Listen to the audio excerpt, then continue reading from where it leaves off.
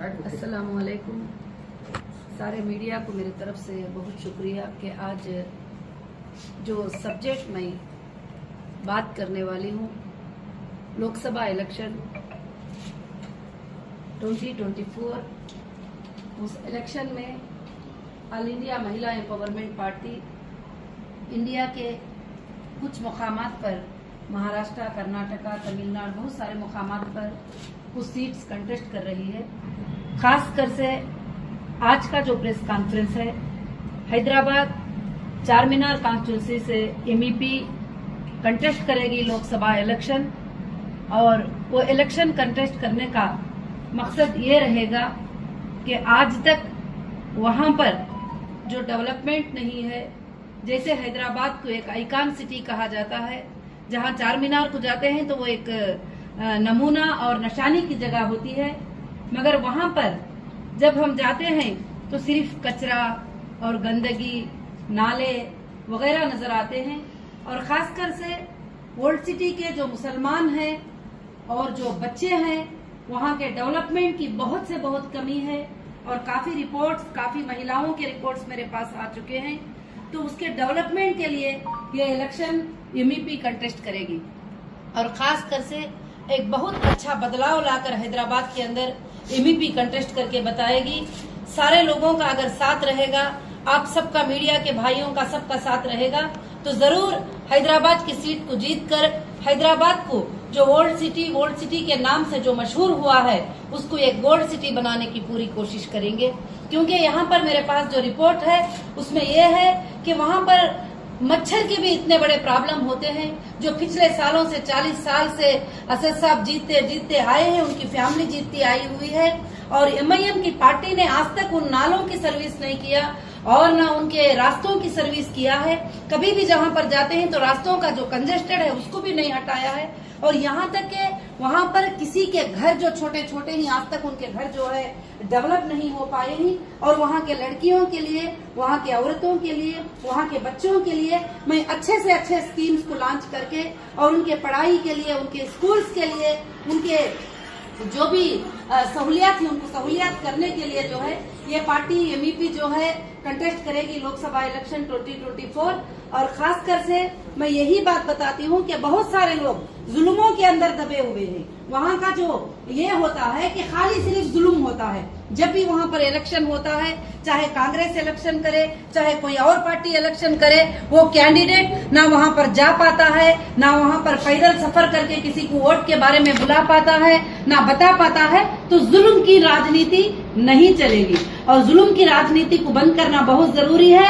लोगों को आजादी के साथ वोट देकर, लोग जो है आजादी के साथ जिसको चाहे वो अपना नेता सिलेक्ट कर सकते हैं, वो जिसको चाहे अपना नेता बना सकते हैं। अगर वो इस तरह से बनाएंगे जिसको चाहे अपने नेता, तो कई लोगों के इंटरव्यूज लेने के बाद 10 लोगों का अगर लेते हैं तो 5 लोग कहते हैं कि हमें बिल्कुल यहाँ की हुकूमत पसंद नहीं है, मगर हम मजबूर हैं, हम मोहताज हैं। अगर हम कहीं दूसरी जगह वोट डालने का सोचते भी हैं तो हमारे घरों पे गुंडे आ जाते हैं, बच्चों को उठा के लेके जाने के लिए, हमारे घरों पे मारने के लिए आ जाते हैं। आप कई वीडियोस जो है यूट्यूब में देख सकते हैं कि जब भी वहां पर सीट पर कोई भी कंटेस्ट करने जाते हैं तो उनके लिए जो है वहां पर क्या होता है, जुल्म होना शुरू हो जाता है। जैसे मेरे ऊपर हुआ था, जैसे 2018 में मैंने इलेक्शन अनाउंस किया था 2024 में कि मैं तेलंगाना में जो है इलेक्शन कंटेस्ट करूंगी, 119 सीट कंटेस्ट करूंगी। और उसके बाद जो है सोमाजीगुड़ा प्रेस कॉन्फ्रेंस में 10 अक्टूबर को मेरा प्रेस कॉन्फ्रेंस था और मैं जो है 14 अक्टूबर को जो है मैं अरेस्ट हो जाती हूँ सीधे से।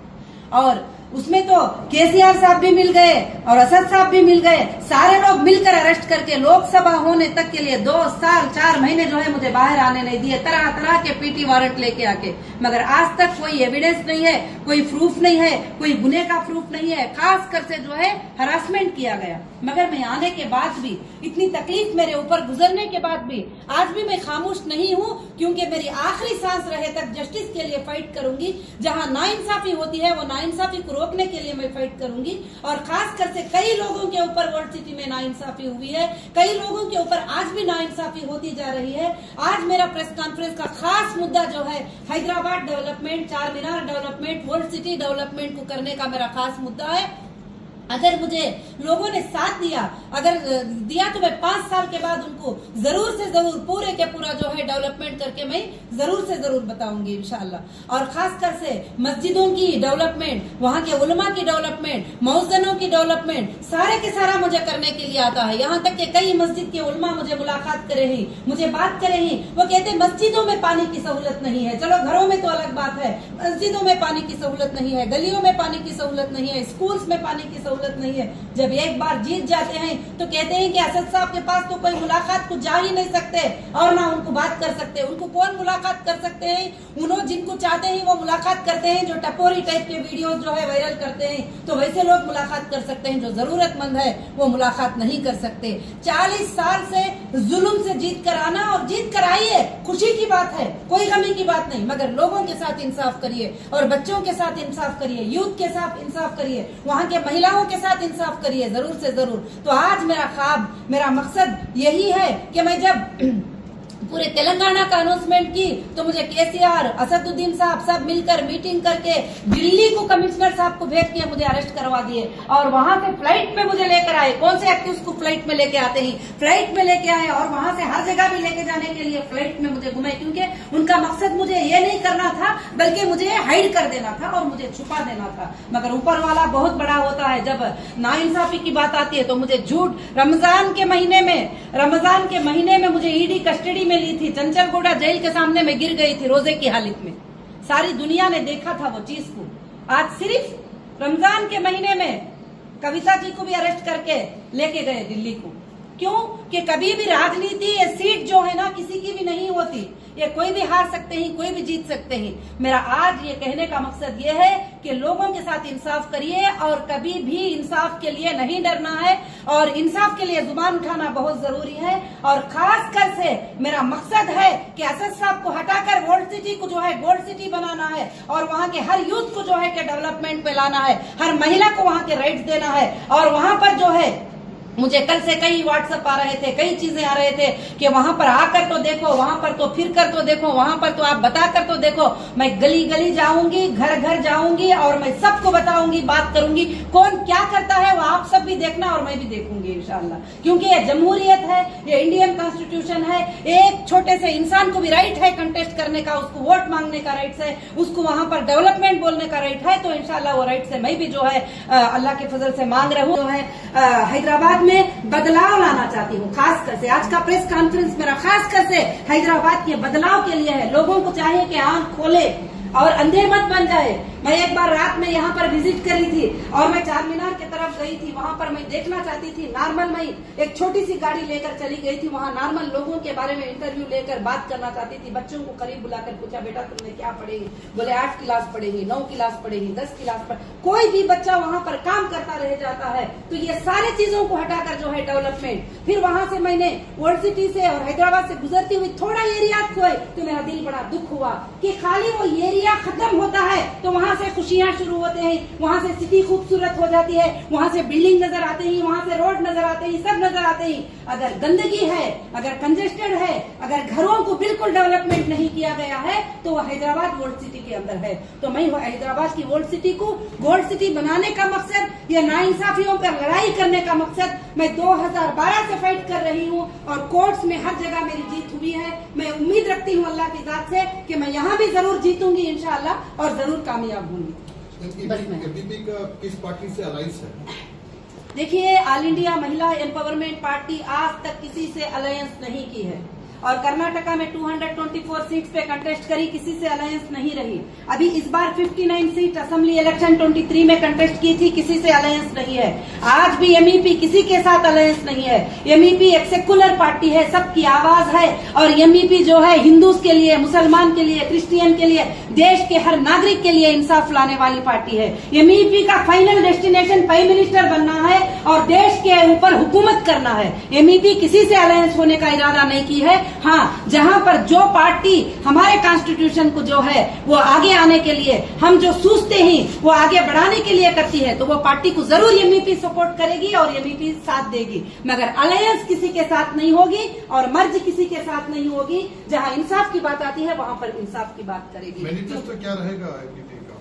एमईपी का मैनिफेस्टो ये है कि एमईपी के मैनिफेस्टो में जो हमारे जवान लड़कियां हैं जो स्कूल को जाने वाले हैं उनको इलेक्ट्रिक बाइक्स देने का, और जो भी अगर मुझे हैदराबाद की सिटी से अगर जिता देंगे तो जितने एरिया में हम जीत जाएंगे उतने एरिया को गैस सिलेंडर जो है उनको 300 के ऊपर गैस सिलेंडर देने का वादा, और खासकर से इलेक्ट्रिसिटी बिल जो है उनके जो है इतने यूनिट्स पर एक मिनिमम मैक्सिमम यूनिट्स के ऊपर उनके इलेक्ट्रिसिटी बिल फ्री करने का वादा। और 5 साल के बाद आप देखेंगे कि 5 साल के बाद जो है वो सिटी ही नजर नहीं आएगा, वो सिंगापुर नजर आएगा और इटली नजर आएगा। उस तरह से बनाने का मेरा ख्वाब है, बाकी कुछ नहीं। और गरीबों के लिए उनकी रोजी का, उनके जाप के लिए जो है मैं कोशिश करूंगी। पुराना गवर्नमेंट में आपको बहुत हैरेसमेंट हुआ बोल रहे हैं ना जी। पुराना अब नया सरकार फॉर्म हुआ ना मैडम, अब जी। कैसा है आपका ऊपर कुछ हैरेसमेंट, कुछ केस वैसा बनाने की कोशिश कर रहे कोई तो भी आपका ऊपर? देखिए, पुराने गवर्नमेंट में करके बोले तो वो हरासमेंट तो आप सब देखे हैं, 3 साल किस तरह का हरासमेंट हुआ था और नाहक से सताया गया, इल्जाम लगाया गया। और ओवैसी साहब की पार्टी वाले खड़कर जो है उनके एमपीज जो है पार्लियामेंट में खड़के बोल रहे हैं इतना बड़ा स्कैम है, उतना बड़ा स्कैम है। कोई स्कैम नहीं, उनके ऊपर 100 करोड़ अभी प्रूफ हुआ है। वो 100 करोड़ आएंगे ना तो गरीब पूरे अच्छे हो जाएंगे ओल्ड सिटी के इंशाल्लाह। तो जो है खासकर से तो पुरानी गवर्नमेंट से अभी नई गवर्नमेंट तो अभी आई है, अभी कुछ तो सताने की बात वगैरह की बात कुछ भी मुझे नहीं मालूम। अभी पता नहीं कि ये हुकूमत है या सरकारें हैं, जब जिससे उनको नुकसान का सबब आता है तो कब कौन बदल जाता है नहीं मालूम होता है। मगर हम जस्टिस के लिए फाइट करना नहीं छोड़ेंगे। हम किसी गवर्नमेंट पे नहीं चल रहे हैं, हम इंडियन कॉन्स्टिट्यूशन पे चल रहे हैं, जस्टिस फॉर ह्यूमैनिटी के लिए चल रहे हैं। जो अच्छे के लिए रहे अच्छे, मगर हमारी सोच है कि हिंदुस्तान में सबसे बड़ा इंडिया का कानून है। कोई पॉलिटिकल बड़ा नहीं है, कोई लीडर बड़ा नहीं है, कोई चीफ मिनिस्टर बड़ा नहीं है, कोई प्राइम मिनिस्टर बड़ा नहीं है। सबसे बड़ा इंडिया का कानून है और वो कानून हमें जरूर जिताएगा, कानून में हमें जरूर इंसाफ मिलेगी। One more question madam. जी। No why I am asking is आप 17 सीट आप लड़ रहे ना, you are contesting for the 17 seats जी। इन तेलंगाना। जी। You are with a happy mind and free mind now to fight the election of MP election in Telangana? जी बिल्कुल बिल्कुल, हैप्पी माइंड से। और मैं हाँ। तेलंगाना फ्री माइंड से, फ्री माइंड से अब फ्री contest माइंड करते से हैं। मैं कंटेस्ट करना चाहती हूँ और इंसाफ के लिए कंटेस्ट करना चाहती हूँ, लोगों की भलाई के लिए मैं कंटेस्ट करना चाहती हूँ। जी thank you. Thank you. Thank you.